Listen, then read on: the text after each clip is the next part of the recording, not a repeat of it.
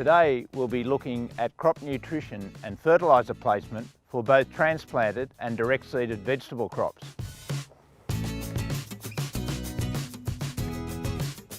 Prior to fertilising, make sure your soil is well prepared.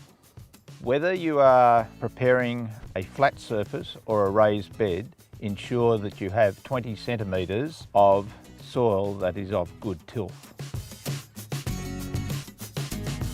Take soil samples so you can determine if your soil is lacking in anything.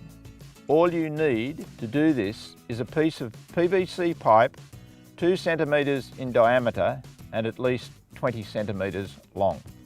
Take a 15 centimetre sample. Take about 40 soil samples from the cropping area, mix them together, and then take a 500 gram subsample for testing.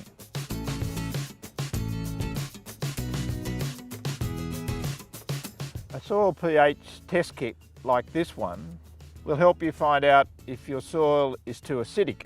The pH scale ranges from 0 to 14. Ideally, your soil pH should be between 6 and 7.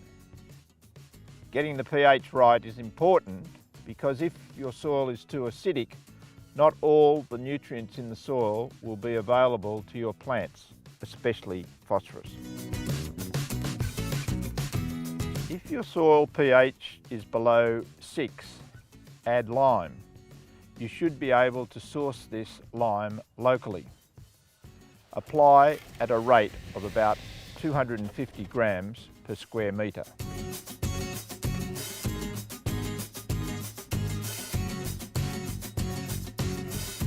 Now let's talk about the importance of nutrients, in particular nitrogen, phosphorus, potassium. To determine what nutrients your soil is lacking, you can use a simple test kit available in some countries. Or you can look for deficiency symptoms in the weeds and other vegetation on your farm. Plants need nitrogen for growth and yield.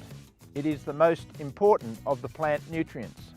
Nice amount of aggregation, root hairs, they're nice and white, leaves are a little bit small.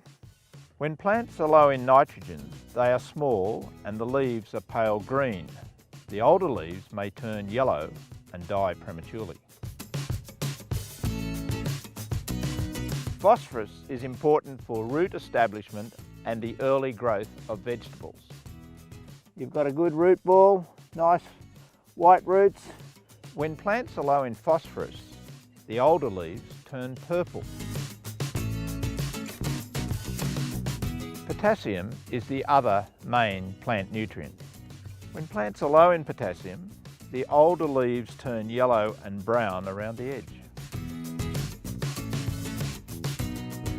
You can supply nutrients to the soil by applying an NPK fertiliser or well-rotted animal manures such as cow, goat or chicken and composted plant material. So these are very high in protein - nitrogen, so we would use these as part of your compost. Dig the soil to a depth of 10 centimetres.